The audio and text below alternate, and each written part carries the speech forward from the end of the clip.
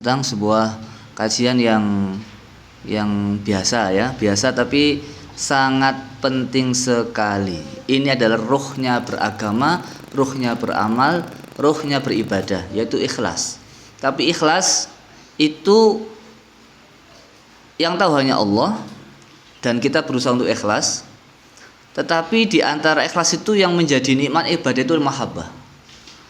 Ibadah itu nggak enak kalau nggak ada mahabbah. Kalau ada mahabbah ikhlas nyusul. Kalau nggak ada mahabbah itu ikhlasnya kayaknya sulit sekali. Meskipun ikhlas harus dipaksa, ikhlas harus dipaksa. Kalau kita nggak ikhlas beribadah harus ikhlas. Terus gimana nggak ikhlas kok? Itu kan hati amaliyahnya.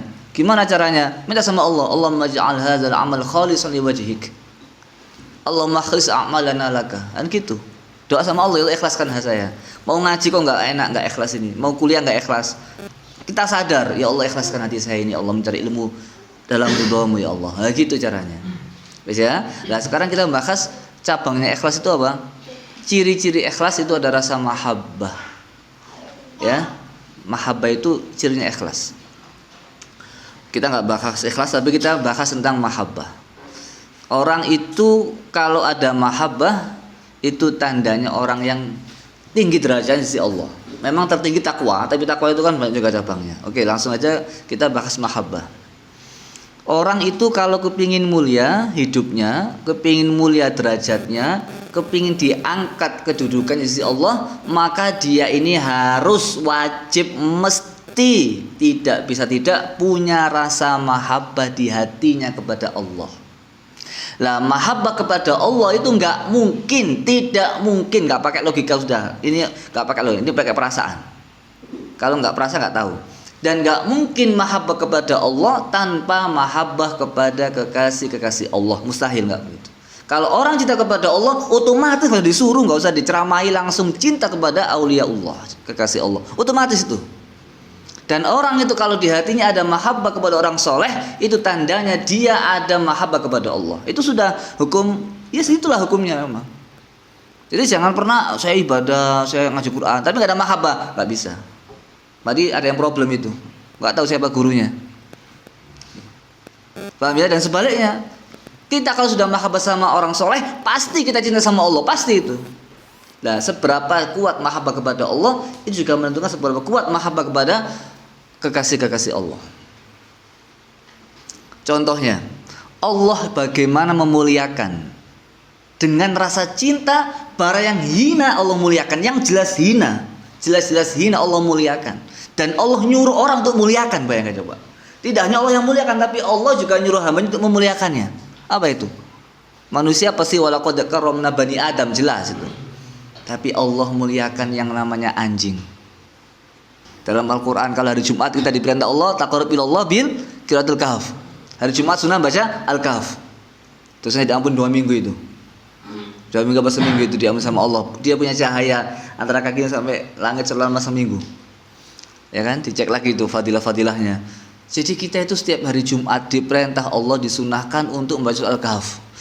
Lah di tengah-tengah kita membaca Quran, lah kok kita itu disuruh sama Allah harus membaca lafaz yang ada anjingnya. Wa kalbuhum basitun zira'aihi bil wasid.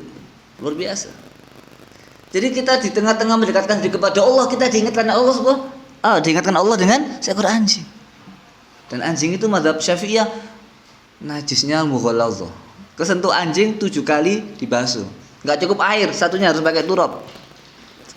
Dan riwayat Muslim, man iqtana kalban bi ghairi saydin aw masyiatin, itu ya, memelihara anjing tanpa ada keperluan masyia untuk menjaga perawatan ladang, untuk soid berburu atau untuk menjaga rumah. Kok enggak karena itu ngerawat anjing kulayaumin naqasa min ajrihi qirat. Setiap hari itu berkurang pahalanya, bayangkan. Apa itu qirat? Qirat itu ulama kesimpulannya enggak ada yang tahu. Meskipun dalam sebuah riwayat Muslim juga kalau orang itu sholat jenazah dapat 1 qirat. Ngantar sampai diletakkan di kubur dapat 1 qirat lagi, dapat 2 jadi. Apa itu qirat Abu Hurairah? Qirat itu seperti gunung Uhud. Tapi seperti apa enggak ada yang tahu. Ulama mengatakan beda qirat dosa sama qirat pahala, tapi kesimpulannya adalah qirat enggak ada yang tahu kecuali hanya Allah. Intinya apa? Memelihara anjing itu enggak ada sebab, itu berkurang pahalanya setiap hari. Sahih Muslim tergerak. Kalau anak yatim mau memberikan makna kontekstual ya silahkan dikaji lagi. Tapi yang jelas itu punya hadisnya begitu. Jadi anjing yang seperti ini kedudukannya di sisi bab fikih agama itu menjadi mulia, Rek. Tidak hanya mulia, kamu menyebut membaca Quran, menyebut namanya wa kalbuhum dapat 60 pahala. Kok iso nyebut anjing dapat 60 pahala? Waw kaf lam ba ha wan mim. 6 huruf 60 pahala. Satu huruf 10 pahala. Jadi kamu menyebutnya kamu dapat pahala. Luar biasa ini. Anjing bisa membuat kamu ngasih pahala. Kecilnya gitulah kira-kira. Tapi ya enggak ya Allah kan gitu. Jadi dengan barokah anjing ini kita dapat pahala. Jadi menyebutnya menjadi pahala yang sebelumnya ngarawat dapat dosa, sekarang menyebut dapat pahala.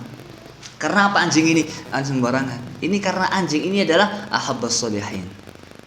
Karena anjing ini ahabbas sholihin, cinta kepada orang soleh. Sampai namanya pun diabadikan dalam tafsir dibaca itu. Ibnu Abbas mengatakan namanya qitmir. Saya pernah lihat nggak tahu dari mana. Saya pernah ada dompet atau ada apa tulisan qitmir gitu. Katanya kalau ada tulisan qitmir itu bencana hilang. Katanya begitu. Tapi saya belum cek. Jadi kalau kalian lihat ada tulisan qitmir itu pernah saya lihat nggak tahu punya siapa itu ya. Stiker ya. Itu biasanya ada khasiatnya itu. Namanya tuh berkhasiat bayangin Pak. Wafi riwayat itu namanya bukan qitmir tapi qitfir. Wafi riwayat itu namanya naqiyah. Wafi riwayat namanya royan. Loh sampai segitu namanya itu bermasalahkan ya Pak. Ngebeng kita tafsir zaman dulu Al-Qurtubi itu zaman masa-masa nulis sulit, buku-buku kertas itu mahal. Ditulis namanya.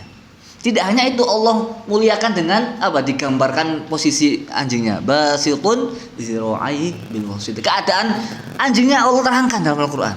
Pada Al-Qur'an 30 juz. Allah muliakan itu karena cinta kepada orang soleh. Wa fi riwayat itu gini, ketika Ashabul Kahfi itu lagi jalan berlindung ke gua ya, itu anjing itu ngikuti. Nabahalahum, nabah itu menggonggong. Ashabul Kahfi, sana. Siapa yang mau diikuti anjing? Sana. Fataraduhu, ditolak itu. Tapi setiap ditolak itu apa terus ngikuti dia. Jadi tolak ngikuti. Subhanallah, luar biasanya lagi ketika dia diusir terus itu faqamal kalbu ala rijlaihi. Anjing itu tiba-tiba berdiri di atas kakinya. Wa rafa'a yadayhi ila sama. Jadi anjing itu berdiri ngangkat tangannya gini. Kayak dai seperti orang yang berdoa. Habis itu ngomong sama Ashabul Kahfi. Fanaqaqo, lalu bisa ngomong anjing itu. La takhafuni, jangan takut kepadaku. La takhafu minni, enggak usah takut. Ya kan? Ana uhibbu ahibba Allah, dan saya cinta kepada kekasih-kekasih Allah. Subhanallah. Fanamu hatta ahrusakum, maka tidurlah sehingga aku bisa menjaga kalian. Subhanallah gitu. Anjing ini cinta orang soleh, dia punya karomah di sisi Allah Subhanahu wa taala. Ini anjing. Hadza halu kalb, ini keadaan anjing. Fa kaifa halu qalb, bagaimana keadaan hati ahabba sayyidal mursalin, bagaimana kalau hati cinta kepada Rasulullah Muhammad sallallahu alaihi wasallam. Ahabba auliya Allah, ahabba salihin, ahabba syuhada wa nabiyyin wa siddiqin. Allah pasti muliakan.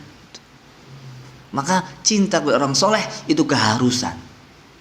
Allah sudah tunjukkan lewat sahabat ya banyak sekali. Ini yang paling konkret saja, yang paling mudah, yang paling standar, paling rendah lah. Maka Sayyidina Anas bin Malik itu mengatakan gimana?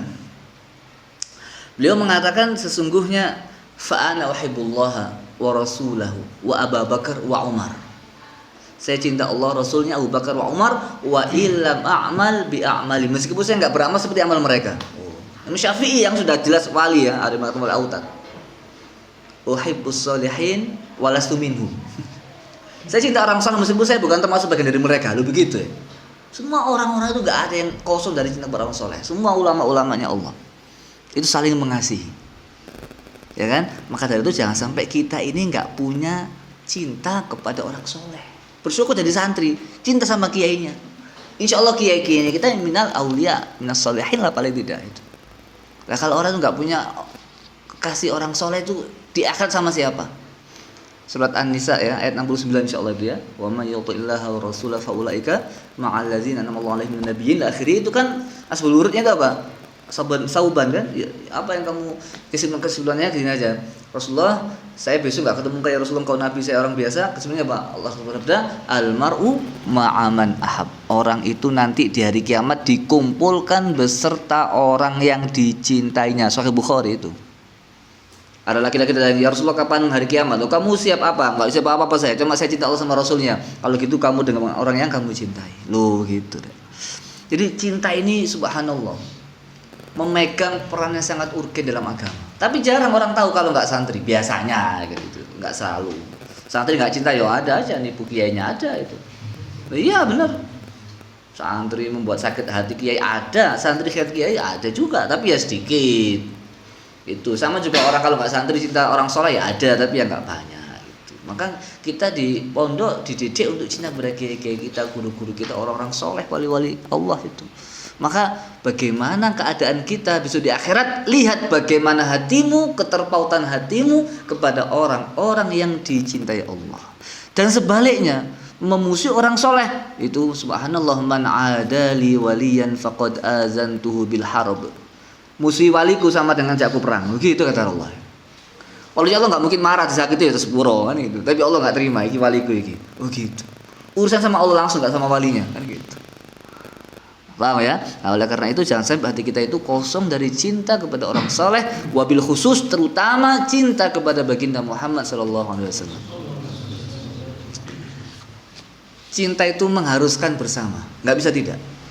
Cinta itu mengharuskan sama, tidak bersama, tapi tidak hanya bersama ya, tapi juga sama.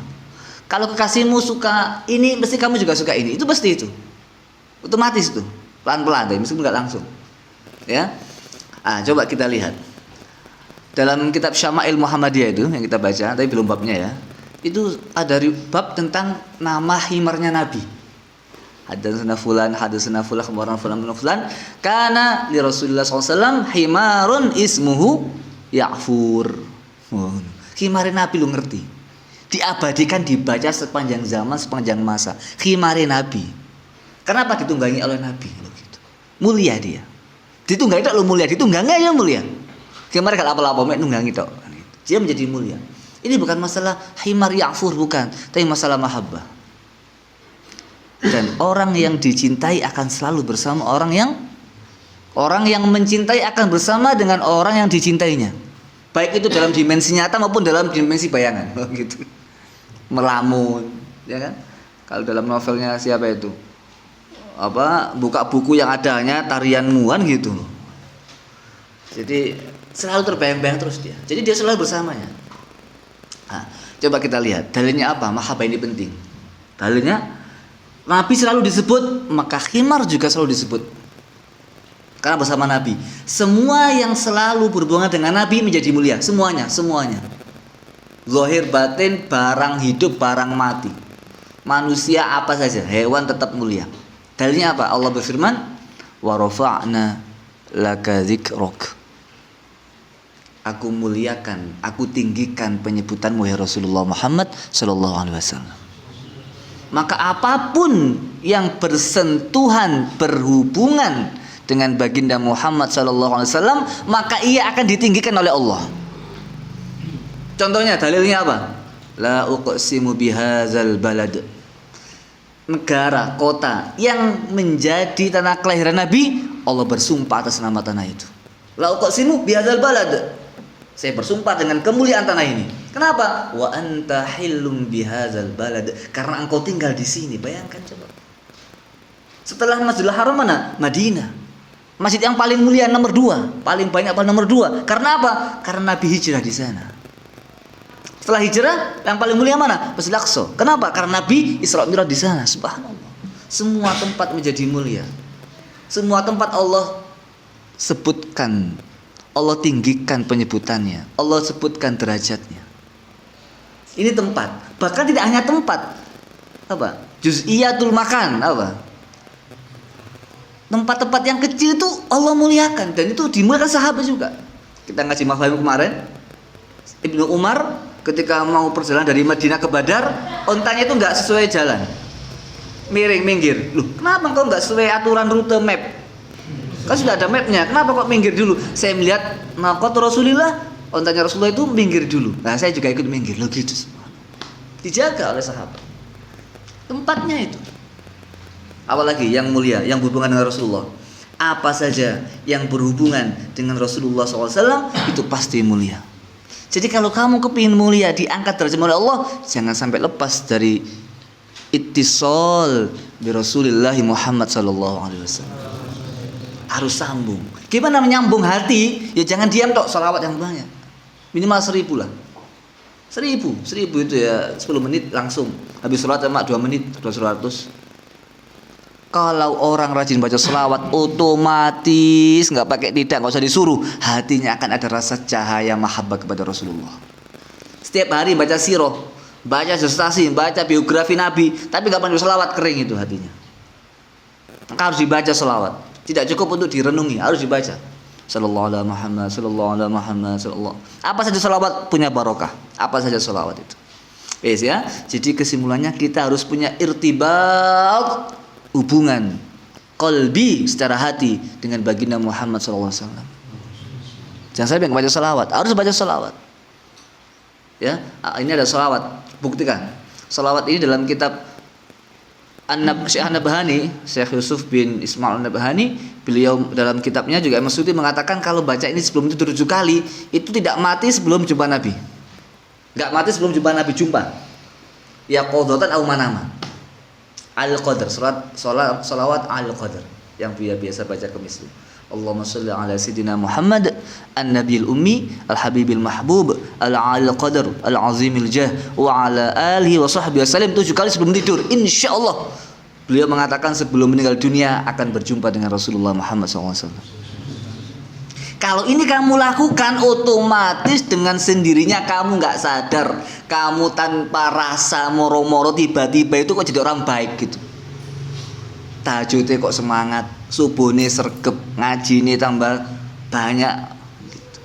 Karena apa? Dibimbing oleh Allah untuk mempantaskan diri berjumpa dan melihat baginda Muhammad SAW. Nah itu caranya. Baca 7 kali sebelum tidur, 1 menit selesai, nggak sampai. 7 kali aja sebelum tidur, lebih ya bagus. Ya, jadi jangan sampai hati kosong dari cinta kepada baginda Muhammad SAW. Ingin mulia, ada rasa cinta. Maka kalau baca sholawat, niat yang pertama kali apa? Nah, ingat niatnya dulu, menjalankan perintah Allah. Allah memerintahkan kita, sallu alaihi wasallimu taslima. Yang kedua, mohon sama Allah akan dikasih Allah nafahat mahabbah. Kasih Allah percikan cahaya cinta kepada baginda Muhammad sallallahu alaihi wasallam. Yang ketiga, minta apa saja terserah. Nah, gitu ya. Sama, tidak hanya tempat, tidak hanya binatang yang mulia karena dekat dengan Rasulullah. Masa pun menjadi mulia. Khairul quruni qarni. Sahabat, masa, generasi orang, kaum yang paling mulia as-sahabah. Sahabat siapa? Sahabat Nabi. Ahlul Bait yang paling mulia, Ahlul Bait Nabi. Jadi apapun yang bersentuhan dengan Nabi itu pasti akan mulia. Maka Allah maftah lana bi sayyidina Muhammad. Jangan sampai kita tidak membaca sholawat. Selanjutnya, terakhir tentang masalah simbol terompah Nabi. Itu luar biasa. Simbol sandalnya aja luar biasa. Bersentuhan dengan Nabi kan itu kan? Fotokopinya sandalnya Nabi, fotokopinya tok, gambar replika fotokopinya, enggak aslinya. Aplikasi aslinya Masya Allah. Itu dalam kitab Wasail Usul ila Syama'il Rasul. Yang itu juga sama Syekh An-Nabhani, Syekh Yusuf bin Ismail An-Nabhani. Beliau menuliskan, sesungguhnya ada seorang ulama yang bernama Abu Ja'far Ahmad bin Abdul Majid. Beliau ini seorang syekh yang soleh, memberikan hadiah kepada muridnya gambar atau fotokopi sandalnya Nabi, dikasih. Nah tiba-tiba malam-malam itu muridnya itu istrinya sakit parah, sampai mau meninggal, bahasanya gitu. Kalau orang sudah panik kan apapun terjadi kan. Jadi orang-orang itu melakukan hal yang tidak di luar nalar itu sudah kepepet biasanya. Kalau sudah di luar nalar itu biasanya kepepet. Itu kepepet, wis bingung yo bicara nih. Ternyata langsung dipegang simbol replika dari gurunya itu. Doa, Allahumma, ya Allah, arini barokata sahibi hadan na'al. Tunjukkan kepadaku barokah daripada orang yang punya sandal ini ya Rasulullah. Langsung fasyafahallahu lil hin. Lalu Allah sembuhkan seketika itu juga. Ini sandalnya Nabi masih ya. Masih fotokopinya ini. Sudah mulia.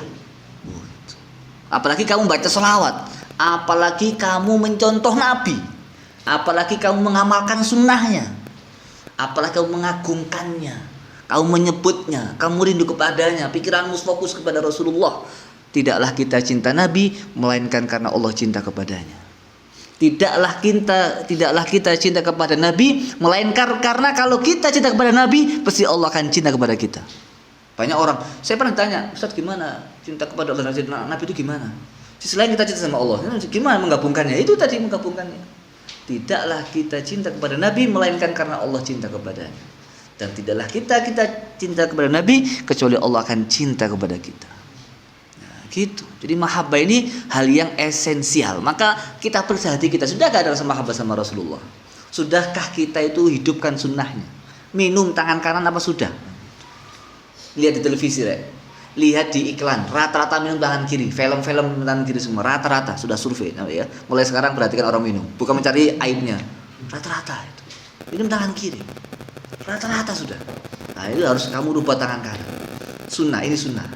Keluar masuk masjid kaki kanan, turun kaki kiri turun sandalnya kaki kanan. Ikut sunnah Nabi, ingat sunnah Nabi gimana? Ya, selanjutnya ini Imam Abu Qasim, Imam Al-Imam Abu Qasim bin Muhammad mengatakan gini, luar biasa ini. Wa mimma jurriba min barakatihi, di antara yang sudah terbukti barokah daripada fotokopi Nabi, replika Nabi itu. Itu apa? Inna man amsakahu indahu mutabarrikan bihi kana lahu amanan min baril bughati. Siapa orang yang megang replika Nabi dengan tujuan mengambil berkah, maka itu akan menjadi aman baginya dari kejahatan orang yang jahat. Kita motor kasih stiker sudah banyak, kalau punya stiker buat kertas gunting dewe, kayak isolasi kan gitu. Ya kan, barokah. Tidak hanya barokah, kita ingat, kita sentuh, kita baca selawat. Loh gitu. Apalagi beliau mengatakan wa ghalabatil audati atau adati, dan dia tidak akan kalah oleh musuhnya. Wa hirzan min kulli syaitanin marid wa aini kulli hasid, dan itu menjadi penjaga dari setan dan orang yang hasud. Replikanya itu. Wa in amsakahul hamil, kalau dipegang orang yang hamil, biyaminiha, dengan tangan kirinya, waqad ishtadda talqu 'alaiha, ya, dan sudah saat mau melahirkan, tayassara amruha, maka menjadi mudah baginya untuk hamil. Jadi kalau hamil pegang replika tangan kanan, pegang istrinya, insya Allah cepat keluar. Itu terbukti jelas. Ya, mestinya rumah sakit pakai ini ya. Nah, maka beliau mengatakan gimana? Imam An-Nabhani dalam qasidah terakhirnya dalam masalah ini beliau bilang gini, inni khadamtu misalan al Mustafa, sesungguhnya saya berkhidmah untuk replika foto gambar sandalnya Nabi, li a'isha fid daraini tahta zilaliha, supaya saya bisa hidup di dunia akhirat ini di bawah naungan sandalnya. Sa'dun ibnu Mas'udin bi khidmatin al Mustafa, bi khidmatin alihi, sangat beruntung Ibnu Mas'ud dengan berkhidmah kepada sandalnya Nabi. Wa ana sa'id, dan saya beruntung bi khidmati, karena saya berkhidmah, li misaliha, berkhidmah untuk apa? Fotokopinya atau replika sandalnya Nabi. Loh gitu, beruntung. Kita tunjukkan, alhamdulillah sudah populer sekarang. Dulu nggak populer, 10 tahun yang lalu nggak populer, jarang. Sekarang udah mulai populer. Kita populerkan lagi. Oh, simbol pondok kita terompah Nabi loh gitu. Mengambil berkahnya Rasulullah. Jadi nggak sembarangan gambarnya api, enggak. Semua ada simbol-simbolnya. Maka dari itu jangan sampai hati ini lepas dari simbol-simbol baginda Muhammad Sallallahu Alaihi Wasallam. Maka ada yang mengatakan nikmat terbesar dunia adalah iman Islam. Betul, setuju.